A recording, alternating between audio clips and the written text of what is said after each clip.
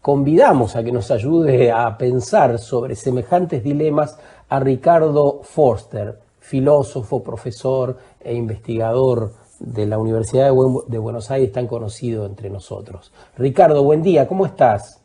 Bien, buen día, aquí estamos.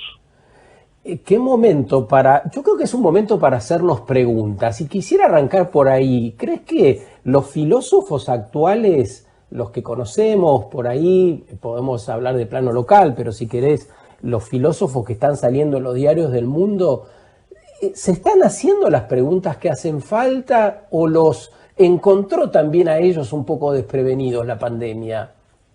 A ver, a mí no me parece mal que un acontecimiento tan impresionante que nos ha conmovido de una manera única deje de vez en cuando a alguien entrenado para interrogarse, para construir reflexiones críticas sobre el mundo, con una sensación de desconcierto, de una pregunta que no termina de formularse, de respuestas que están lejos. A mí me parece que hasta te diría que es bueno, es reparador para la propia filosofía tener que enfrentarse casi desnudo ante una tormenta, ¿no? Me hace acordar un poco la imagen del Rey Lear. Se vuelve sabio después de un acontecimiento terrible y desnudo bajo la tormenta empieza a entender de qué va la vida.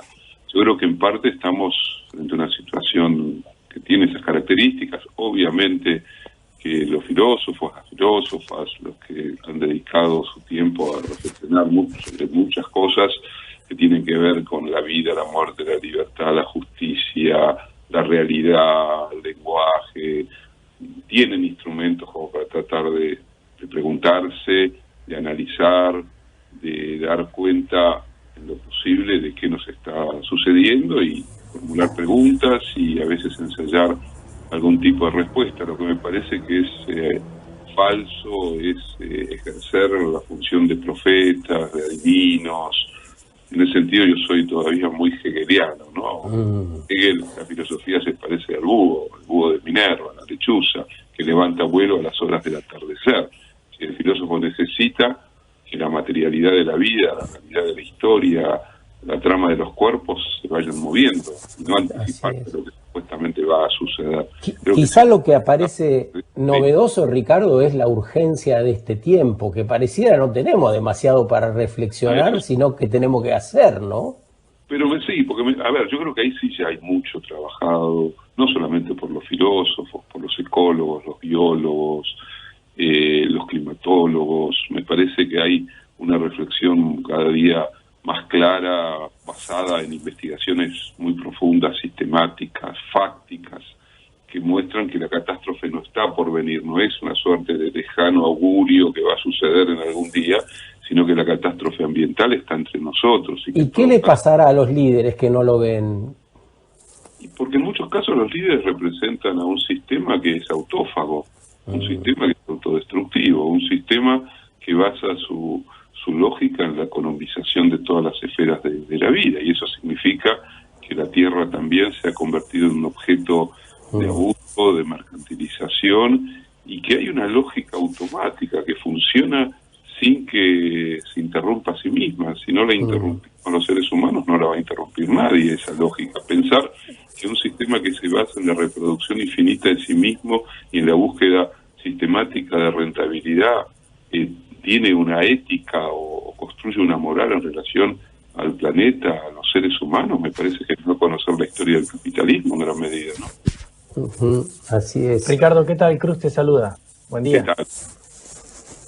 También queríamos preguntarte tal vez qué síntomas debiéramos atender o cómo podemos reconocer si de esta pandemia saldremos con gobiernos autoritarios o si saldremos con medidas, con políticas que vayan a intentar tal vez achicar las grandes desigualdades, empezar a brindar derechos a quienes no los tienen.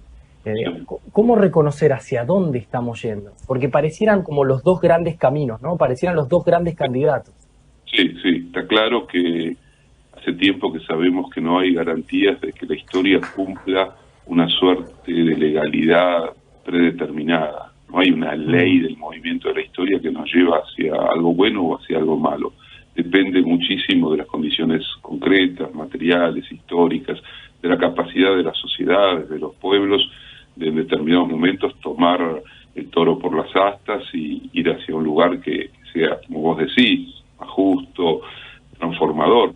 Yo creo que estamos en una zona obviamente de riesgo y de oportunidades, donde los riesgos son enormes. Hay toda una tendencia no solamente a regresar al día anterior a la pandemia, sino a hacerlo de una manera incluso más dura, teniendo todas las tecnologías de la vigilancia, el control a mano para domesticar, para ejercer un poder autócrata sobre la vida social e individual. Eso está allí. Obviamente tiene que ver con lo que decía hace un instante.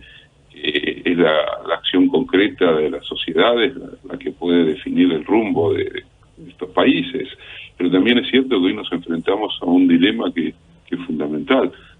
La pandemia, el COVID-19 mostró que no hay un país que individualmente pueda resolver sus asuntos desentendiéndose de lo que pasa en el resto del planeta. Sí, podrá mezclar si es Finlandia o si es Islandia, pues tiene sistemas sociales, económicos, culturales que le permiten construir herramientas para atemperar el golpe del coronavirus. Sí, puede ser, pero en términos de lo que hoy está implicando el daño ambiental que ya ha llegado y ha traspasado los límites, que los COVID tienen que ver sin ninguna duda con la deforestación, la interfaz entre la vida humana y la industrialización de la vida animal, que tiene que ver con el cambio climático. Obviamente que esto es así, lo sabe todo.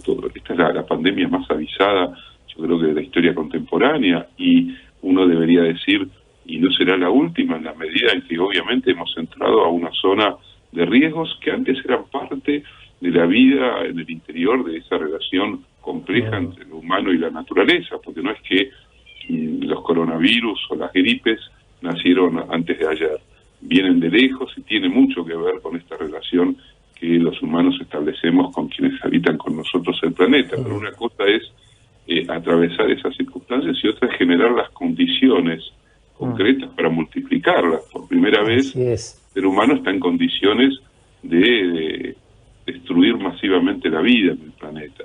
Entonces ahí nos enfrentamos a un problema gigantesco, y al mismo tiempo el COVID-19 mostró la profunda desigualdad, la asimetría absoluta entre unos pocos países hiperricos y la mayoría de los países del planeta, mostró la asimetría entre el 1% de la sociedad y el 99% restante, asimetría que hace que más del 70% de ese 99% viva en condiciones de hacinamiento, de exclusión y de pobreza que no se corresponde con la capacidad de riqueza que ha mostrado que puede producir la humanidad. Entonces estamos frente a una gran disputa. También hay un peligro no menor, que es el crecimiento de las extremas derechas a través de la lógica del resentimiento, a través de la elección del chivo expiatorio, del miedo inculcado en partes de la sociedad respecto a ese otro supuestamente culpable de mi propio desasosiego. Y también está la oportunidad, obviamente, ¿no?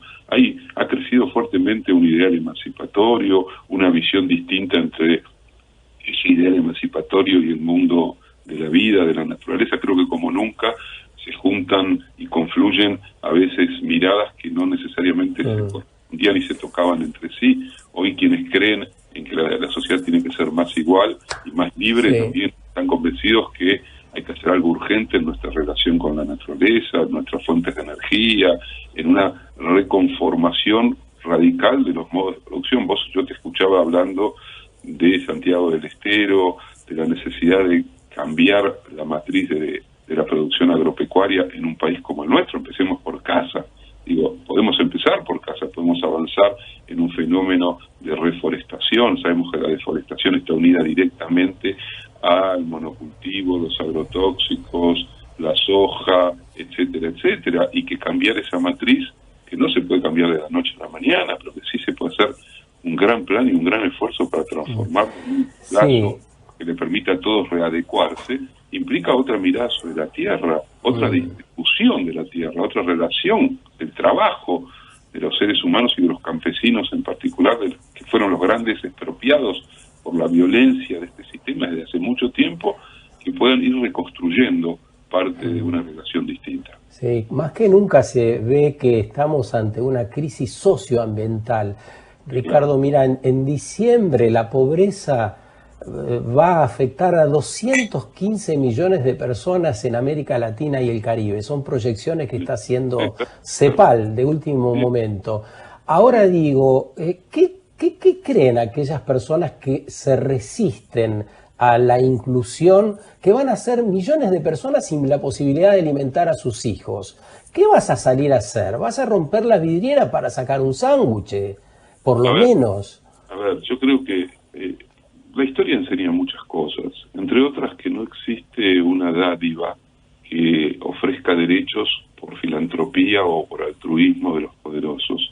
Los derechos son el resultado de un camino largo, de una capacidad de resistencia y de lucha de los incontables, de los desfavorecidos, de los esclavos. Yo siempre recuerdo el ejemplo de Haití. Haití fue el primer país que se constituyó como país independiente del colonialismo, en su caso del francés, y era la colonia más rica que más le daba a Francia, y estaba habitada por esclavos venidos del África, y esos esclavos que son quienes perdieron absolutamente todo, porque perdieron su lugar, su libertad, su familia.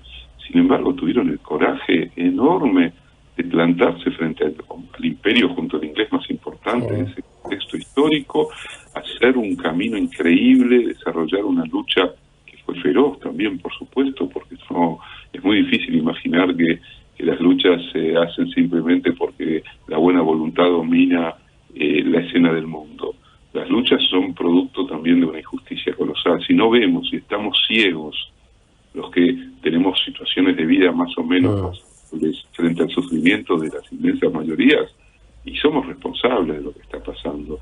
Yo creo que no es solo responsable, obviamente, el dueño de las grandes fortunas. Son responsables aquellos que no miran, que no quieren entender, que no les interesa, o que incluso construyen dentro suyo un discurso del racismo, del clasismo, del patriarcalismo, que no les importa qué pueda suceder con el mundo de la vida. A ver, lo pongo en planos diferentes. La violencia hacia el mundo animal tiene repercusiones sobre la vida de los seres humanos.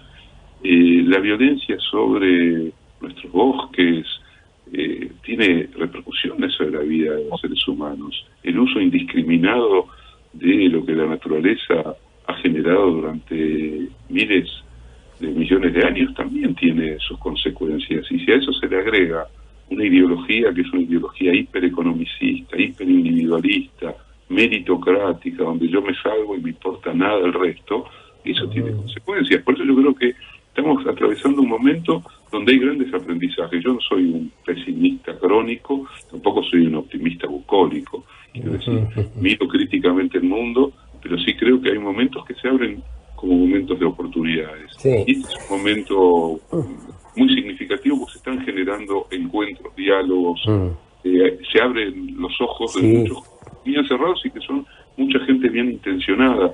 Ojo que hay mucha gente bien intencionada que no sabía, que no entendía y que ahora está comenzando a entender. Eso, ¿no? Así es, estamos hablando con Ricardo Forster, que está publicando, uno ya lo podría leer en formato de ebook, El derrumbe del Palacio de Cristal. Así llamó un poco a todo esto que estamos conversando, quizá como una continuidad de aquel otro libro anterior, del invernadero, ¿no? Esto sería como la ruptura de los cristales de ese invernadero que vos mencionabas en tu anterior libro, ¿no, Ricardo? Totalmente. A ver, este libro es la continuidad, te diría que es algo que salió en medio de toda esta experiencia de la cuarentena, de tener también ese tiempo como para preguntarme, bueno, qué está pasando entre nosotros.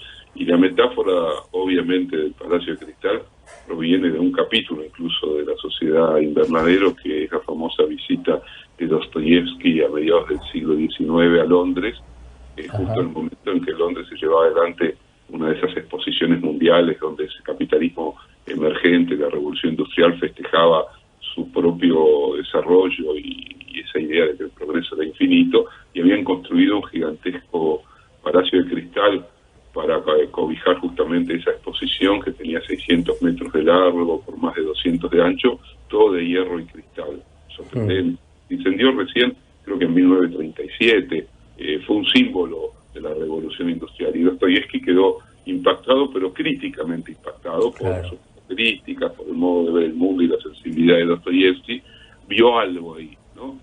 Walter Benjamin decía que los poetas tienen una capacidad anticipatoria que el resto de los mortales no tenemos, ¿no? O sea, los artistas ven algo que todavía nosotros no vemos, pero que ya está aconteciendo alrededor nuestro. Dostoyevsky vio cosas ahí, y ahí me pareció que la metáfora del invernadero o del palacio de cristal daba cuenta de nuestra sociedad. Un porcentaje pequeño de la humanidad, vamos a ser generosos, un 15, un 20% vive dentro del invernadero, vive en un ambiente climatizado, 23, 24 grados, con todas sus necesidades satisfechas, e incluso consumiendo lo que no necesita y gastando el 80% de la energía que gasta el conjunto de la humanidad. Y un 80% está fuera en condiciones difíciles, precarias, de exclusión.